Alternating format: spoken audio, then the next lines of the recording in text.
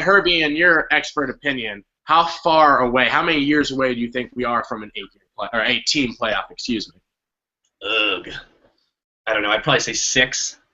6. You know, that long. Yeah. I think you've got to let it ride out, and if you keep getting it, I think you say 6 tops, 4 minimum.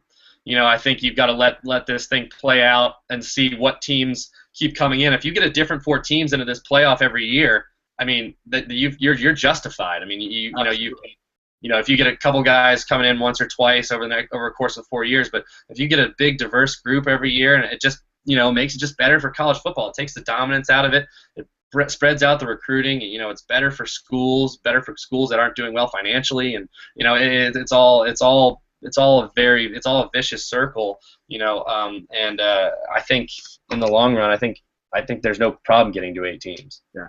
See, I believe that the contract that ESPN has signed for the playoff is for 6 years. If it's not 6, it's 7. But either way, from what I understand, that contract is very loosely written, so that if you can continue to see the revenue stream and the excitement that this thing has built, and what turned out to be a great race at the end of the season between Baylor, TCU, Ohio State, Mississippi State, all those guys were in it till the end. I think that this could really be done in potentially the next 3 to 4 years, simply because, what's another week of games? Extra revenue stream, and as sad as it is, that's kind of what it's about, especially for the TV stations.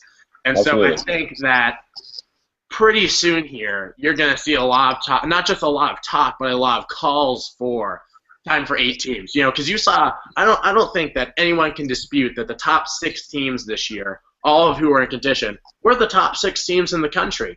No doubt. A Mississippi State who lost late to Alabama and to Ole Miss after having a phenomenal year. You saw Michigan State's really only their 2 losses were to the 2 national title contending teams. They were, they were close, but they were still just out. And Baylor and TCU, honestly, if it wasn't for the Big 12 wimping out on declaring one of them champions, they were, maybe a better conference decision away from being in the playoff themselves. So I think that the playoff nailed it, absolutely nailed it.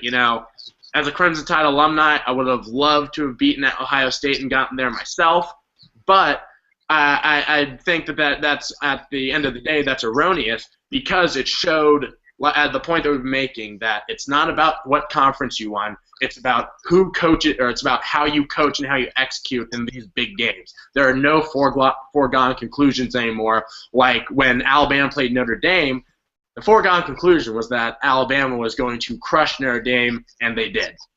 Yeah. Florida State and Auburn, a lot of people figure that, Auburn's in the SEC, even though they're kind of the underdog to an undefeated FSU team. Auburn's going to find a way to win because they're the SEC. But FSU had to come back, but kind of shut down Auburn and played a phenomenal game. What turned out to be a great last BCS championship game, and now in the playoff, you got an even better matchup of games.